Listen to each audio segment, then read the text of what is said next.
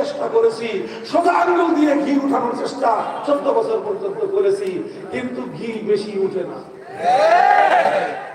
নবীজি আবার সিদ্ধান্ত নিলেন, উযিনা লিল্লাযীনা ইউকাতালুনা বিআন্নাহুম যুলিমু ওয়া ইন্নাল্লাহা আলা নাসরিহিম লাকাদির।